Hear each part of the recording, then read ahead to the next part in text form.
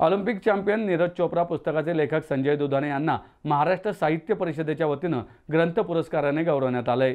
प्रसिद्ध लेखिका डॉक्टर सविता सिंह यांच्या हस्ते एस.एम. जोशी सभागृहात पुरस्कार समारंभ पार पडला। सन्मानपत्र, रोख रक्कम असं या पुरस्काराचे स्वरूप आहे। यावेळी अभिनेते अमोल पालेकर, परिषदेचे अध्यक्ष डॉक्टर रावसाहेब कसबे, ज्येष्ठ लेखक राजा दीक्षित आदी मान्यवर उपस्थित होते। संजय दुधाणे यांची 20 पुस्तके प्रकाशित झाली असून ऑलिम्पिक चॅम्पियन नीरज चोप्रा हे पुस्तक मराठीसह इंग्रजी भाषेतून प्रसिद्ध झाले आहे। संजय दुधाणे लिखित खाशाबा जाधव, मेजर ध्यानचंद या चरित्र पुस्तकालाही शासनाचे पुरस्कार प्राप्त झाले आहेत। माझे मित्र संजय दुधाणे यांचा क्रीडाविषयक अभ्यास आणि क्रीडाविषयक लेखन आणि विशेषतः त्याच्यातून ऑलिम्पिक विषयक लेखन हे अतिशय मोलाचं आहे।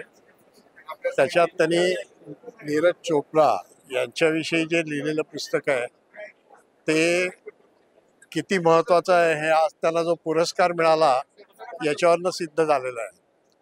आणि त्यांची ही सगळी गुणवत्ता लक्षात घेता मी जेव्हा महाराष्ट्र राज्य मराठी विश्वकोश मंडळाचा अध्यक्ष म्हणून काम करत होतो त्यावेळेला ऑलिम्पिक कोशाचं काम सुरू केलं आणि त्या ऑलिम्पिक कोशाच्या कामासाठी एक तज्ज्ञ म्हणून त्यांना निमंत्रित केलेलं होतं। त्यामुळे आज त्यांना पुरस्कार प्राप्त झाला त्याचा मला अतिशय आनंद वाटतो आणि त्याच्याबद्दल मी त्यांचं अभिनंदन करतो आणि या पद्धतीचं लेखन त्यांचं असंच चालू राहो यासाठी शुभेच्छा देतो। खूप आनंद आहे। सकाळ प्रकाशनाच्या वतीने जे नीरज चोप्रा पुस्तक प्रकाशित झालं त्यानंतर नीरज चोप्राने पुन्हा एकदा ऑलिम्पिकमध्ये पदक जिंकलं आणि नुकताच आता नीरजनी 90च्या पलीकडे भाला टाकलाय। त्याची कारकीर्द जशी नीरजची उंच होती तसं त्या पुस्तकाचा या पुरस्कारानिमित्ताने पुस्तकाचं महत्व उंचवलेलं आहे।